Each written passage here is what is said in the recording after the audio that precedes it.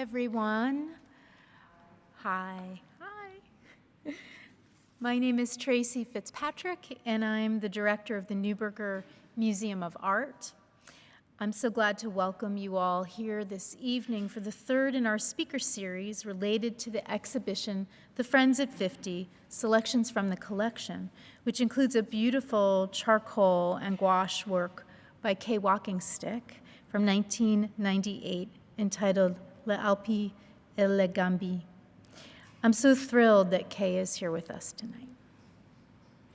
Before we get started, I'd like to thank, and I want to welcome the folks sitting here with us in real life and all the people who are watching the live stream as well. Before we get started, I'd like to thank our Curator of Education, Diana Puglisi, for organizing our event tonight. I'd also like to thank Arts Westchester for their support of our speaker series through their Restart the Arts program. WalkingStick focuses on the American landscape and its metaphorical significance, not only to Native Americans, but also to all of our citizenry, as she has described. The landscape sustains us physically and spiritually. It is our beautiful corner of the cosmos. The varied renderings of landscape in her artwork is the thread that weaves together the mainly painterly directions her art has taken over the last 50 years. WalkingStick has had over 30 solo shows in the United States and in Europe.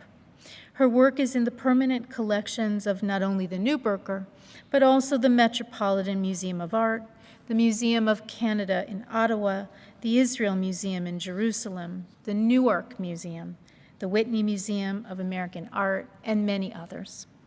WalkingStick taught painting and drawing to graduate and undergraduate students at Cornell University for 17 years, where she is now an emerita professor. She was given an honorary doctorate by both Pratt Institute and by Arcadia University. She is a fellow of the National Academy of Design and the American Academy of Arts and Sciences. Her 2015 retrospective of 75 paintings and drawings covering the years from 1970 to 2015 opened at the Smithsonian National Museum of the American Indian in Washington, D.C. After closing in September of 2016, the exhibition traveled to various venues across the country, including the Gilcrease Museum in Tulsa, Oklahoma, the Montclair Museum in Montclair, New Jersey, the Art Institute in Dayton, Ohio, the Kalamazoo Art Museum in Kalamazoo, Michigan, and the Heard Museum in Phoenix, Arizona. The show was listed by Hyperallergic Online magazine as one of the best 15 exhibitions to open nationwide that year. The New York Times gave the exhibit a full-page written review by Holland Cotter, not easy to get, when it was shown at Montclair.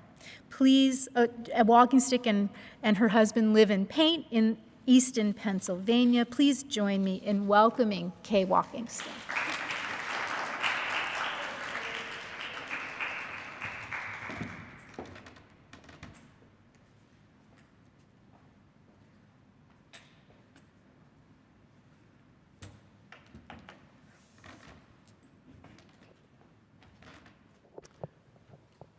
It's really nice to be here in Purchase. I was very impressed with the campus, that there are so many woods. It's so wooded. Very beautiful campus. You're lucky to have it. I'm a bit button dyslexic, so if I mess up, you'll just have to overlook it. I mean, what else can you do, right? Si uniwia, si ke udolonosti. Osio.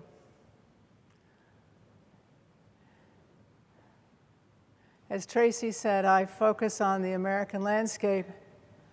And this painting, we're going to start with this and then go back. But this is the north rim of the Grand Canyon. And I've done a number of canyon paintings, which I will end with, but this one I happen to like a lot, I think because of the shadows, the bright sunlight and the shadows.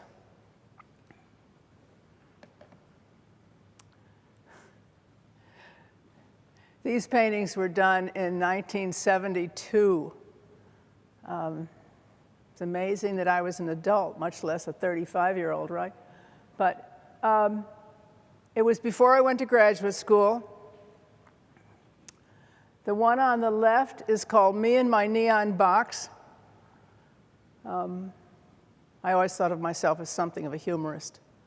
And the one on the right is called April Contemplating May. The April Contemplating May is owned by the Whitney, and the Me and My Neon Box was went to the Newark Museum. Now, these were not bought in the 70s. These were bought 2-3 years ago. So that in the 70s, I couldn't sell these for anything. In fact, I did sell a few to friends for the cost of paint.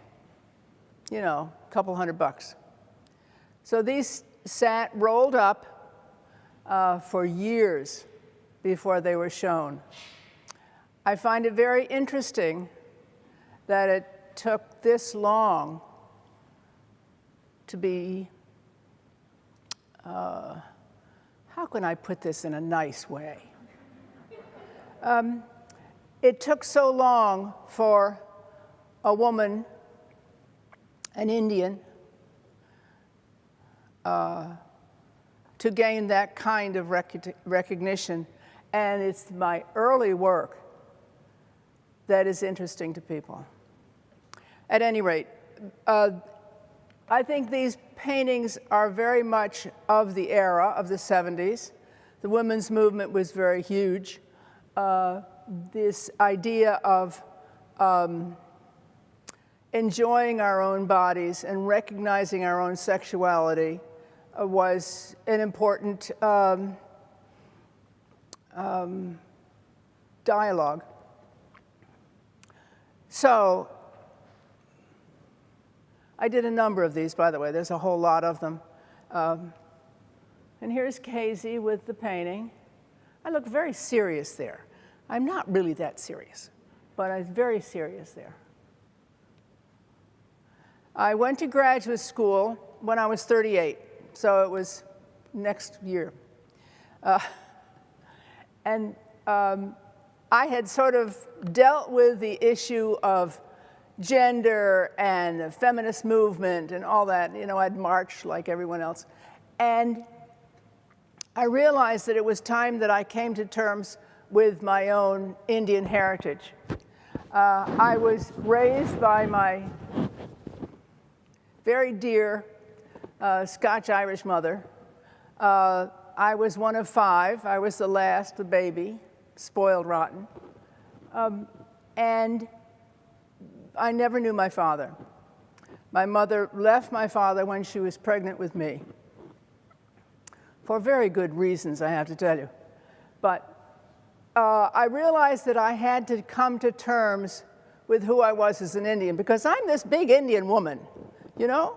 I look like a Cherokee. I happen to have my mother's coloring, but other than that, I'm a Cherokee. And so I realized that I had to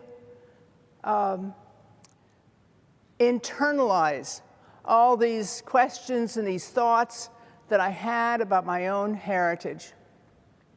So I made this teepee. Now, you understand the Cherokees never lived in teepees. The reason I used a teepee was that it represented what white people thought Indians lived in, all Indians. It's like the lady who said to me, "What can you say in Indian?" Not what can you say in Cherokee, as if we all spoke the same language. So I made this. This is poured paint on canvas, acrylic, and ink. Ink is fugitive, so it can't be in the light. And I hope the people who own it know that. This is another painting that I sold for virtually nothing because to buy paint. This painting, I don't know how the color is on this. It looks bad from here. It's very orange, and it's not an orange painting.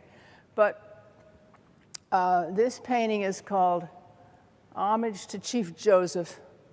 And I met my father a few times. And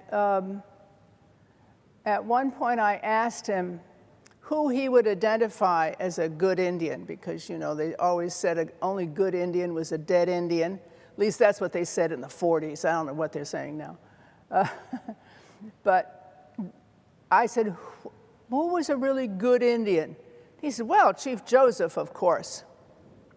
So eventually I went home and looked up Chief Joseph, and indeed, he was a great Indian.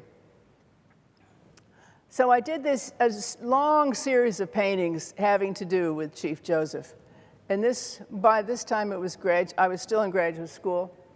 And I'm showing it because I think that you can see that there is landscape there. This is, in a way, a landscape. Now, the shapes are based on a stretched fabric. When I was driving, I would drive from Englewood over to Pratt. It's a long haul, as you know. So I would go past the bridges, a lot of bridges. And there was oftentimes under the bridges that had these great nets. And the nets made of this great festoon shape, right? And they were there to catch things and people, God forbid. But they were there for safety's sake. So I was very taken with these shapes. So this really represents that shape. The other thing to notice about this, I think, is that you know exactly how it's made by looking at it. And that was very much in the wind in the 70s, that you understand the process by looking at the painting. So that this is a poured paint with paint on top of it, right? And it's pretty easy to see that, especially, of course, in the original. So this border is unpainted. It's raw canvas and stained, and the center the same. I have another one to show you that's similar.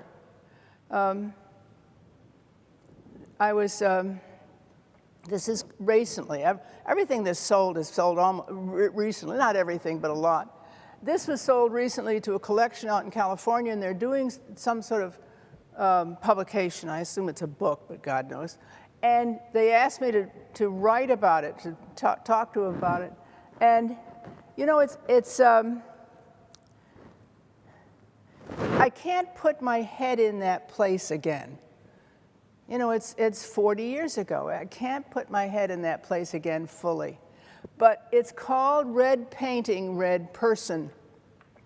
Made the same way as the last one. They have a little wax in them, by the way. These are not encaustic. I used a saponified wax, which is, sapone means soap in Italian. And saponified wax is made the way soap is made. Pretty simple. So it has a little wax in it with acrylic. And I don't know if you can see the lines. There's lines of arcs. Can you see those? It's a little hard to see in the slide. They were made by putting one layer down and then other layers next to it. So it's a remaindered line. Back to the name. It's called Red Painting, Red Person. And at the time, I think I was trying to express my identity, but I didn't want to make feathers and beads, to be blunt. I didn't want to do what you expect to see of native painting. I didn't want to use the Indian card, in other words. I wanted to be seen as a mainstream New York artist who is an Indian. That has taken a long time. But that's why it's called red painting, red person. Then, I will try to move along quickly, but I have a lot of trouble with that because I taught so long, and my classes were always 3 hours, so you just have to shut me up eventually. But this painting is also a saponified wax and acrylic.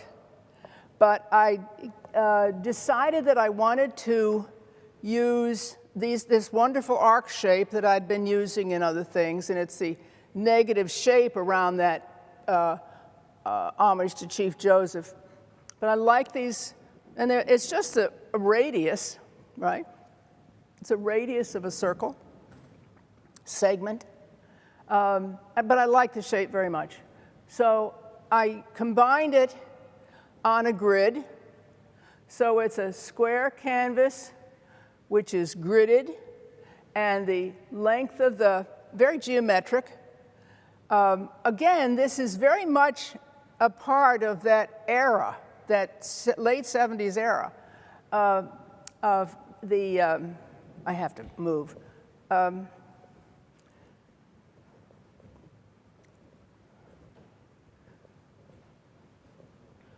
This line here is a half of the length of the side of the square, and the line that defines the arcs is a portion of that same. They're usually a half or a quarter, so that everything is related to the grid underneath. And my hope was that people would sense the grid even though I didn't paint it. You would sense that there's a grid under there, so everything relates to everything else. I'm not real fast on this cane. This is Solstice. It's 48 inches, and you can see I started to agitate the paint and add different colors. So you get as soon as you add color, you get a sense of space. It's a shallow space, but you have a space. When it's perfectly flat, let's see if I can make it go back. When it's perfectly flat, there's no implied space, right? But as soon as you add different colors overlaid, you get a sense of the space, even though it's an abstract space.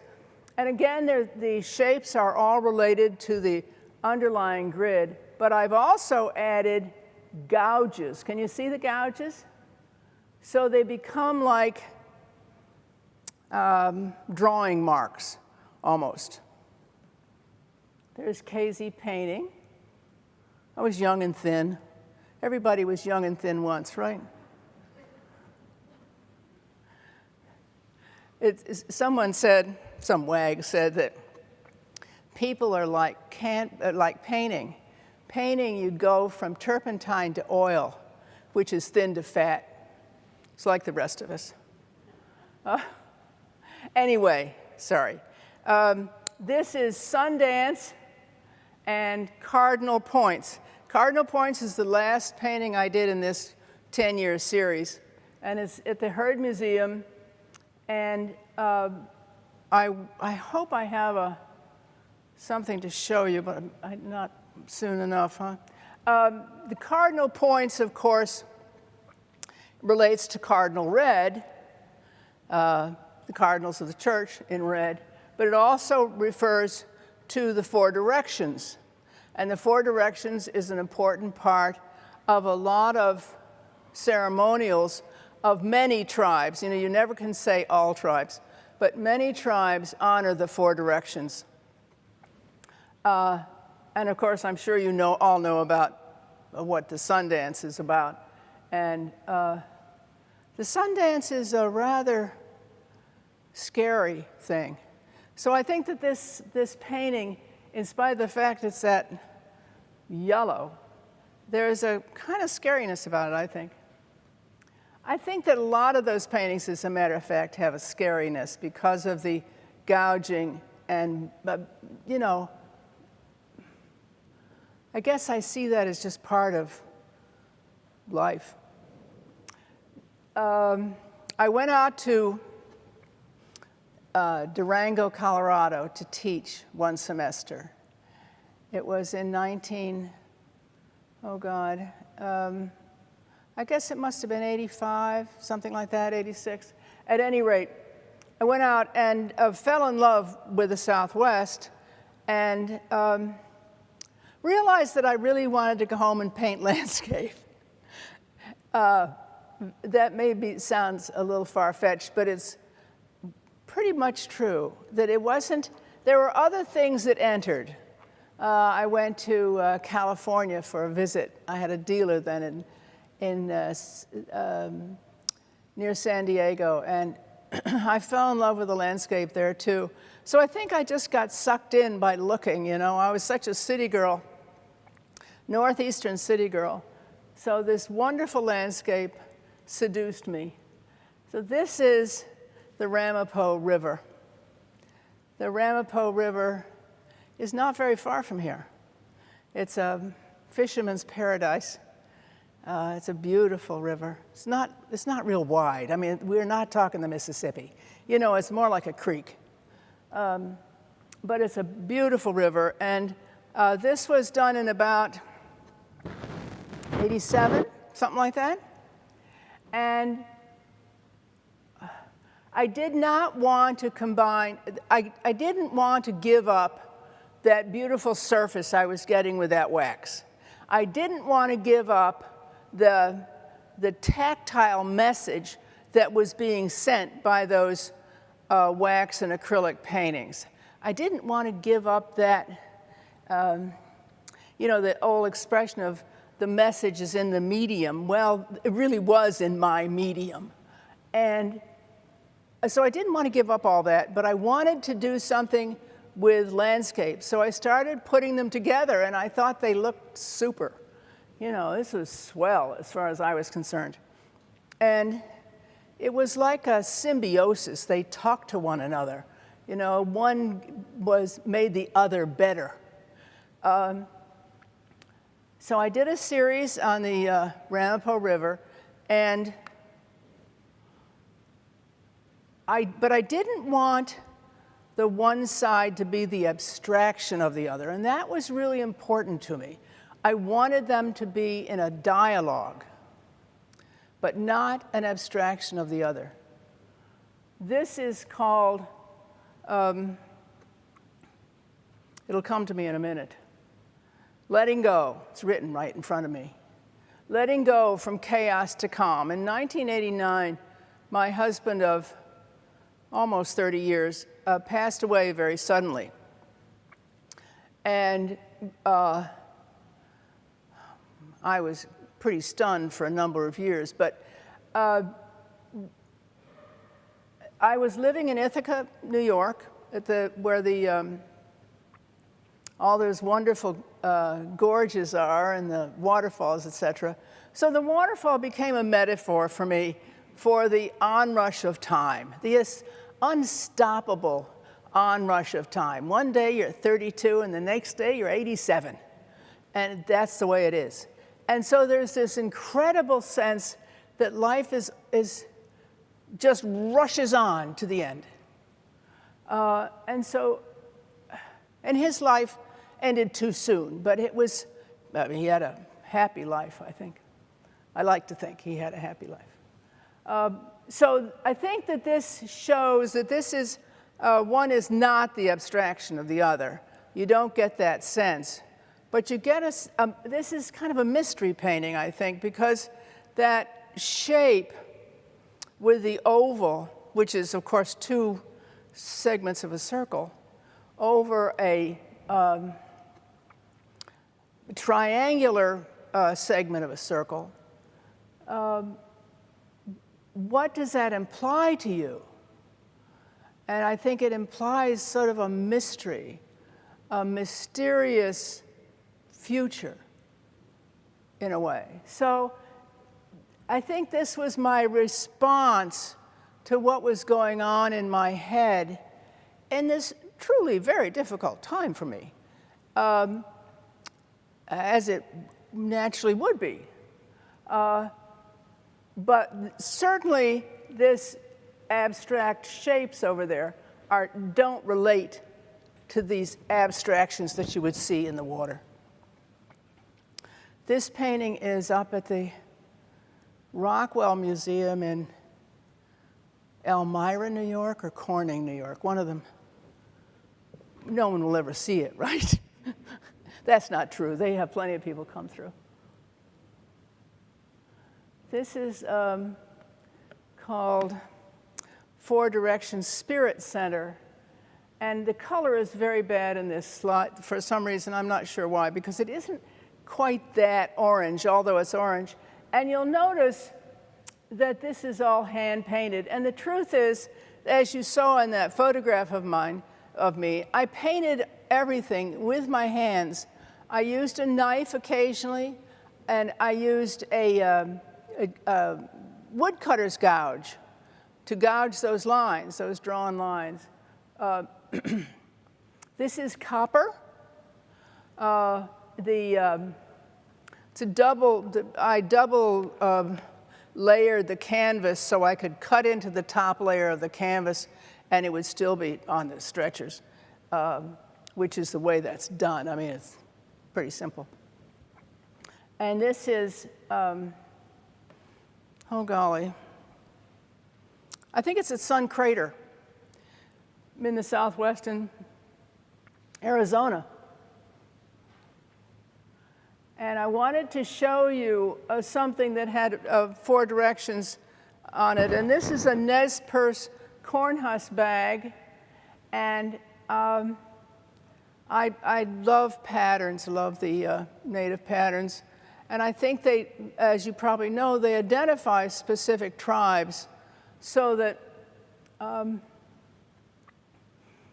you couldn't say that this was Navajo, right? It isn't. It's Nez Perce. Nez Perce are part of the Great Sioux Nation. And Chief Joseph was Nez Perce. That's nifty, isn't it? I mean, I always feel that showing these makes my paintings look pitiful, but I have to get over that. One of these days I will. This is, oh, God bless Cornell, they sent me to Rome. They sent me to Rome 3 times. And I have continuously tried to learn Italian, which is a laugh. But I had a wonderful experience in Rome teaching there. And of course, I was teaching English-speaking kids. They were Cornell kids. But I traveled with them to see various things. I traveled a bit alone. And I went back a few times on my own for, relatively short periods. But when I went with Cornell, I would stay for 3 or 4 or 5 months. And it was really a divine part of my middle years, I'd have to say. Anyway, this is called Venere Alpina, which is Alpine Venus. And it's partially about my own aging. I was in my 60s. I'm not sure how old. It was 97, so I was 62, which seems young now, but that's all right. This is the Alps. It's I believe it's Passo Croce Domini, but of course it's in Rocky Mountain colors. The Alps don't look like this. It's not that color at all. And this is rusted screen, and there is a slit in here that you can, the screen sort of folds back, and you can see into it. And there's little plastic sapphires in there. because I figured that it isn't so bad to be old. It has its drawbacks, but there's still sapphires inside. I have no idea where this painting is. Isn't that terrible? I really don't. It's not in my storage, I know that. So I was experimenting with other mediums. I was experimenting with various ways to approach these diptychs. And I still feel that somehow they work together as a piece, and that each side speaks to the other. And this one is called Il Regalo, the gift. And of course, the gift was actually Italy.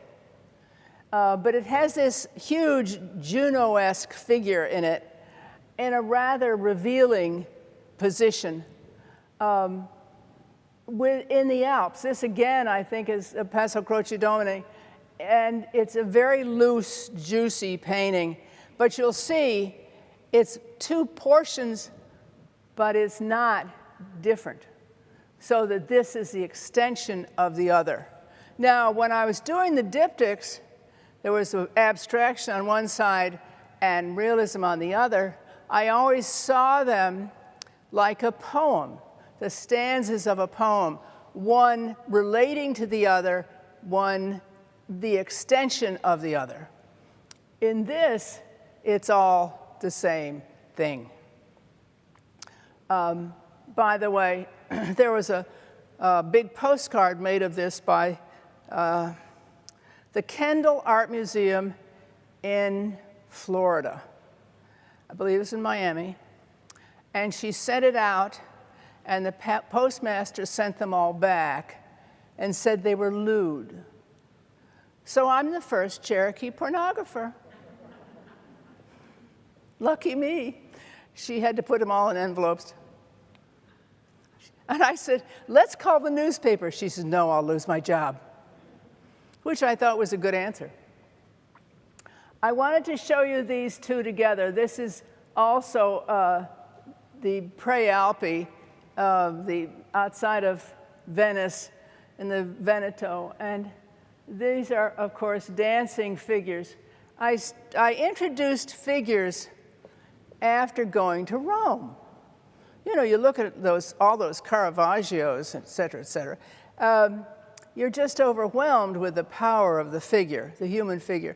So I started putting figures in my painting, and I really like to paint dancers.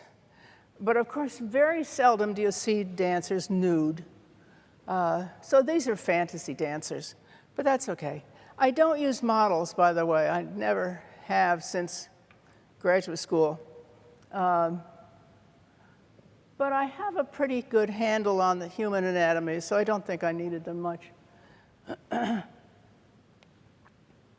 These are more dancers, and this is called Gioioso, which is, of course, joyous, and this is the third version. I did 3 of these.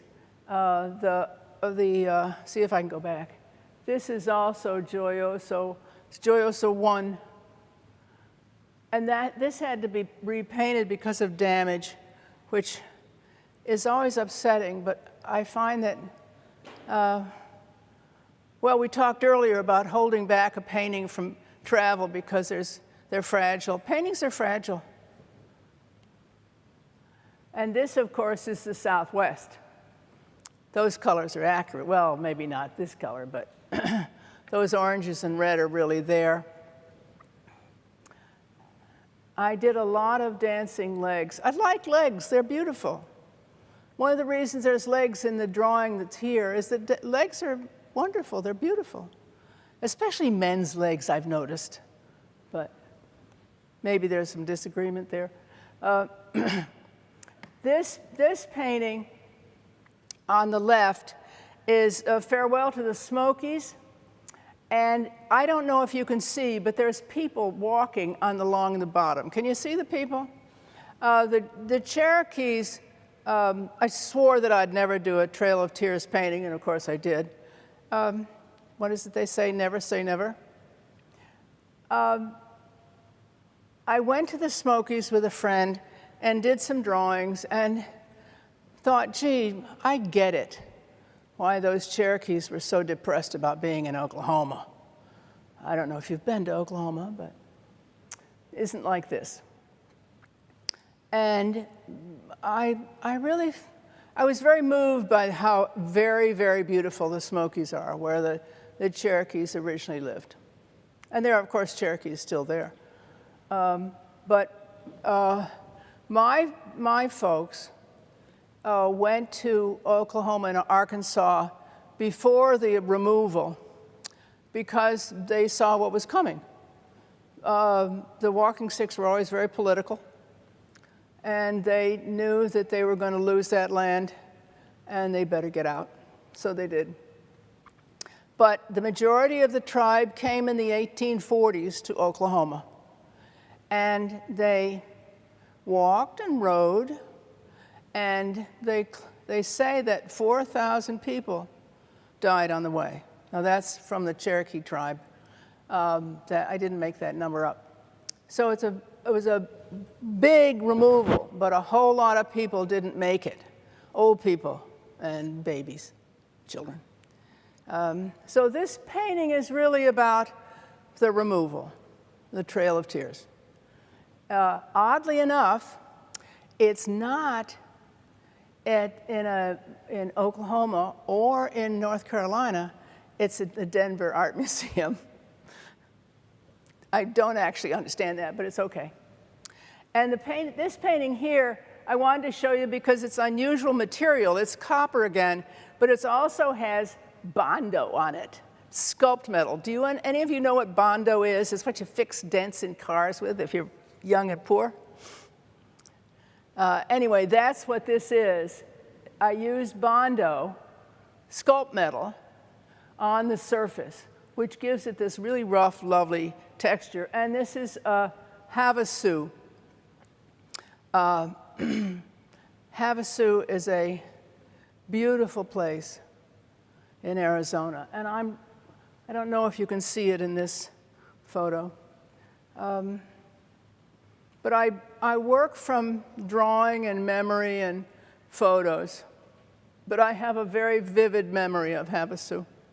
It's called Havasu Revisited because, again, I had to repaint this painting from damage from being ill-handled in a show. I don't know what people do, but they don't seem to know what they're doing. Here's another example of the four-direction symbol, as you saw in the cornhusk bag. And this is the Wallowa Mountains in Oregon. And Chief Joseph was born there and lived there until he and his band left. And his home is honored there. And there's a statue and wild deer roam in the streets and it's just the most bizarre thing. I was so moved by that this town, which isn't much of a town now, as I said, has wild deer in the streets. What are they doing there? They knew I was coming, and I'd love them. This is actually, it's gold leaf. It's white gold leaf. And I started using leaf after Rome, of course. I mean, I went through huge changes when I was in Rome, and it's hard to talk about it because everything I see I say, well, that was because I went to Rome.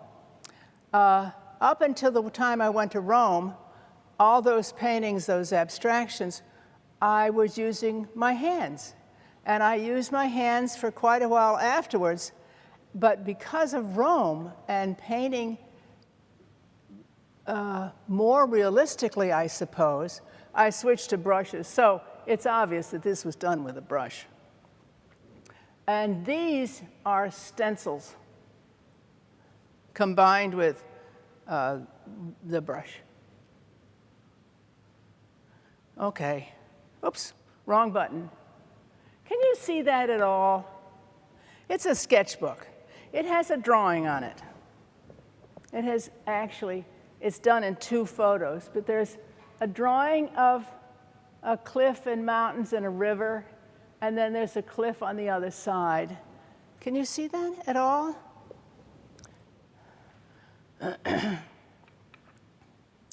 I'm going to talk to you about a painting, and I want to show you how it developed. The painting is at the Smithsonian American Art Museum now. They bought 3 paintings at a time, God bless them. Isn't that wonderful to do that? Anyway, the pattern, and let's look at the pattern quickly. The pattern is this, and it's from a, well, it was found in 1905, and it's a pot. So that obviously was made before 1905, so it's old. And they don't know what the tribe was. And the canyon that it was found in, I can't come up with. There are glitches to being old. And this is one of them. I'm sorry, I can't come up with the canyon name. But this pattern is based on, and let's see if I can go back to the other. Whoops. No, let's go back again. There. This pattern is based on these pots that are from the same area, same canyon, same period. And you can see the shape in white on this pot. Do you see the shape that I'm talking about? It's the same shape that I used. And here's my drawings, my sketches of all the pots. The NMAI, God bless them, sent me photographs of all this stuff. I asked for it, and they sent it. Miraculous. I keep pushing the wrong button. That's what's slow. And here's the pattern, and you can see that it reminds you of that white negative space. Oops, where's the painting?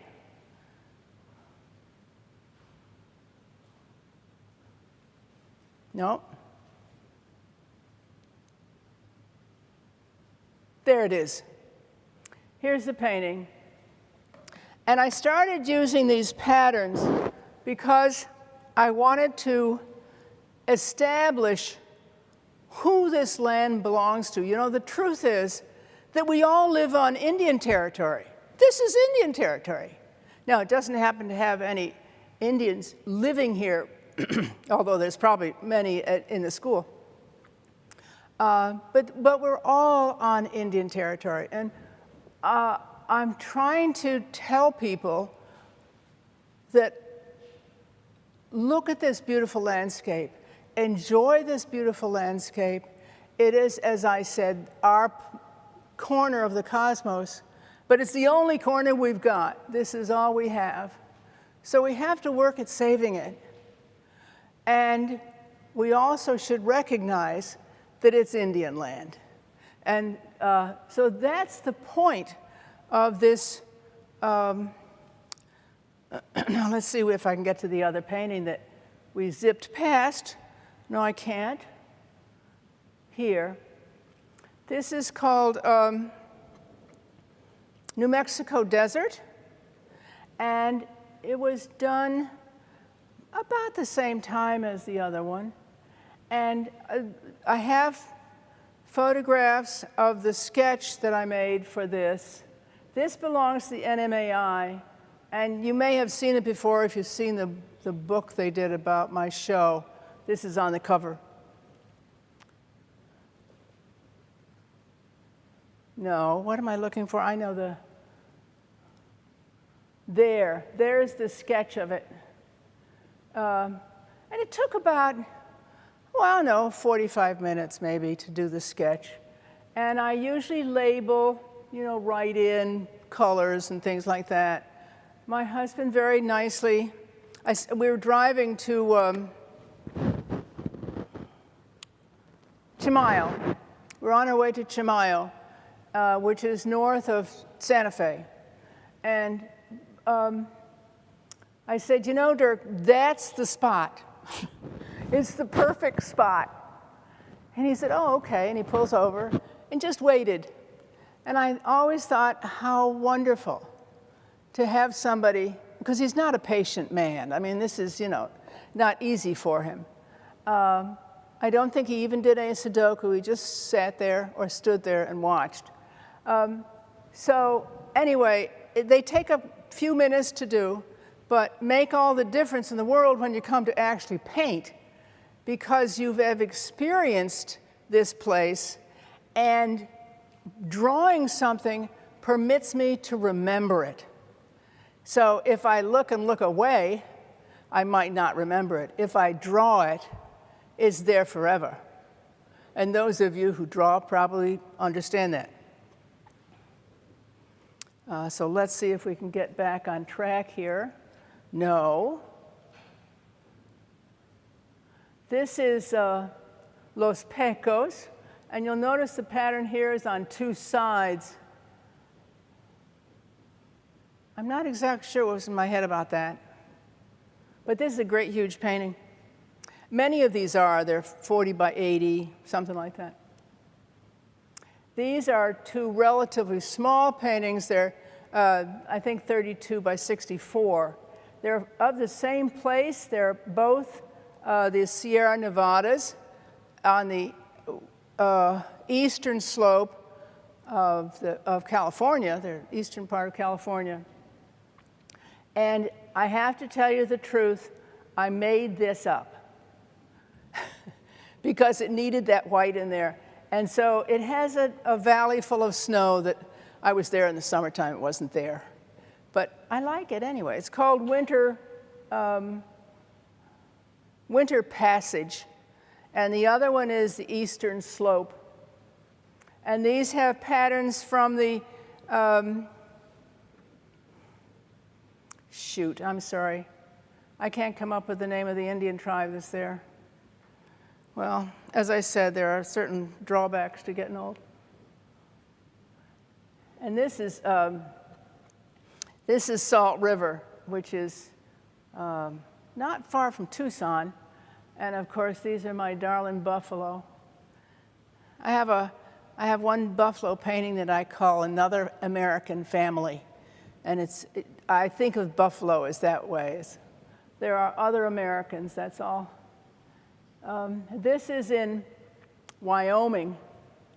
And this pattern that you see of the Salt River with the cliffs behind it, the pattern that you see is an Apache pattern. I collect baskets, and this is a Apache pattern, and with any luck, I'm going to show you another Apache basket. Isn't that amazing? You see, these are horses because the tail is down. Those are dogs because the tail is up. That's my deep information for tonight, is the difference between the Apache dogs and horses. I love these baskets. And one of these days I'm going to have one. But I think that it's important to recognize that that's Apache land on the other side of the Salt River. And they live in an inhospitable area. And yet it's theirs. It's their hand. That's their land. It's their home. You know, their heart, one's heart is in their home. And I think that that's an important concept. I don't know how many other Americans feel that way. I think farmers do. I think farmers in general, when you work the land, your heart is there. This is just called the canyon, and it's of the canyon pieces that I've done, it's really my favorite. And this is Hopi. The canyon is, in inhabited by different tribes. And on the southern side, the South Rim, which is what this is, it's the Navajo and the Hopi, someone else that I can't think of. And we'll look at another one. This is also I believe that's a Havasupai painting pattern, and they're also in the canyon. But this is the South Rim in both instances. I'm addicted to making these paintings, apparently, because every single one I do, I swear I'll never do another because they're so damn hard. I mean, it's just hard. I wish the photographs were a little bit better because you could understand the spatial problems that I have. Because it's tremendous space, great space. But I keep doing them. And I'm going to stop with these. This is the end. This painting I did, it's a triptych. Took me a couple months. And it's the North Rim. It's called the San Francisco Peaks, seen from Point Imperial. So we're standing on Point Imperial, and when you look way, way back, those are the San Francisco Peaks. And this pattern is, again, I'm having trouble with the tribe. It's not there, but it's from a hat, probably a kid's hat, this pattern. And it's woven so that isn't that funny how names leave one? But that's what this is. And it really looks like that. Sort of. Sort of.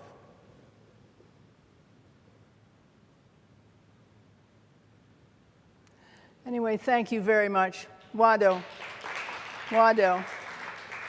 Thank you very much.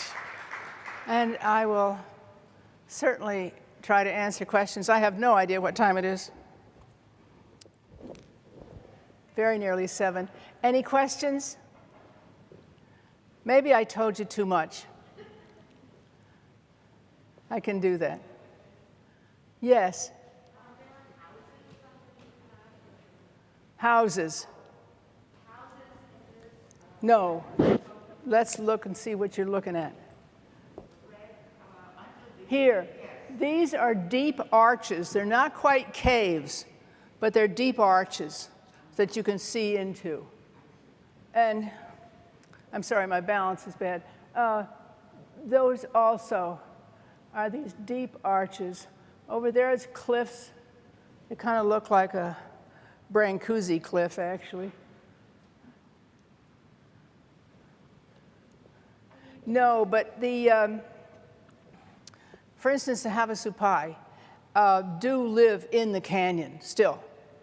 And they traditionally would stay in the canyon for half the year and then go up onto the cliff face in the winter. But they would, and it's a treacherous trail down. And I can't imagine living that way, but they still do it. And they fight for that right to do it. There's always this question about these public lands that are actually Indian lands. And the Native people have fought to, politically fought to hold on to these precious, as I said, the place where their heart lives.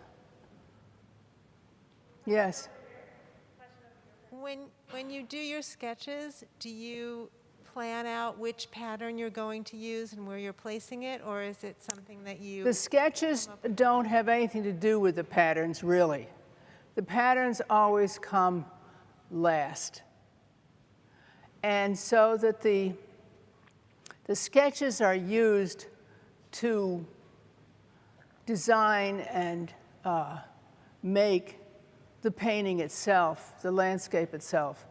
And then the patterns are added. As a matter of fact, I'm looking for pattern for, I just did a painting and just finished it of the water, the ocean off Aquidneck Island. Aquidneck Island is where Newport, Rhode Island is.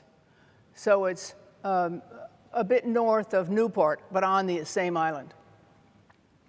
And so there's this sea painting. It's an ocean painting. A little bit of rocks in the foreground. And the problem is that there is very little, very few, I should say, objects left from that early period of Native people meeting white people.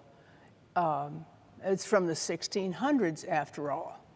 So there's very few artifacts, old artifacts. There are some that are not old like that. There's some baskets that are painted. They're not woven in patterns. They're painted with patterns. But I have not found much material at all. So that it's hard to make a pattern for the painting. It's hard to find different patterns for the paintings. And I have a call into the curator of Native American art at the Peabody Essex in Salem, hoping that they might have something because they have a lot of ocean-related paintings, etc. But it creates problems, but they're wonderful problems for me. They're research problems, and it's interesting. It's fascinating, in spite of the fact that I forget names. Yes? In your years at Cornell, did you have occasion to? Okay. In your years at Cornell, did you have occasion to paint the gorges, apart from the one that you showed us? Oh, I painted a lot of those. I mean, everything you see is representative of about 10, 20 paintings. Yes, I painted a lot of them. And I loved it. I mean, I loved that. It's difficult. It was difficult for me to be alone in Ithaca, to tell you the truth. It's kind of isolating because it was, home was in New York area, and it was hard. But I had friends, I made friends, but also I had the solace of seeing these wonderful landscapes. I mean, it's really gorgeous country. Are you inspired by any particular artist? Well, yes. But at different times of my life, I've been inspired by different people. And I think that's important to understand. For instance, at one time I was absolutely gaga over Jasper Johns and Frank Stella. I still appreciate them, still love them, but I think now I'm more interested in Homer. Can't wait to see the show that's up at the Met, the Homer show. And I love John Singer Sargent. When I was in school, which is, hundreds of years ago now, John Singer Sargent was sort of laughed at. He was a fashionista of the time, or that's what he was considered in the 50s. And of course, he was just a great painter. And if you look at those paintings and the way they're done and the drawing and the skill, and I mean, he could paint a dog like nobody's business, for instance. I mean, God. And his landscapes, and he did a lot of water seascapes, beautiful, wonderful, wonderful painter that was underrated for a long time. But so was Caravaggio, so there you have it. I can't think of any contemporary painter that I'm really crazy about. But I'm old, I can do that. It's all right now. Do you have a question? Yes, Tracy? Kay, do you see use of patterning and overlaying the patterning on your own work as an act of preservation? Preservation. No, I think I'm just an educator. I think it's about education. I think it's about telling people something. They have a didactic quality that is unavoidable. I also think that they act as something of a barrier, those patterns. They stop people because you create this long space, looking across this space, and then in the front, there's this fence, this barrier that the pattern sets up. So it stops you. I hope long enough to think about what's going on. I hope long enough to think about what the viewer's role is. I hope long enough to relate what you're seeing to your own life. But as I said, that's probably just part of this long history of teaching too long. Thank you so much, Kay. And My thank pleasure. you My to great everyone pleasure. for coming out tonight. Wado, Appreciate it. thank you so much. Thank you.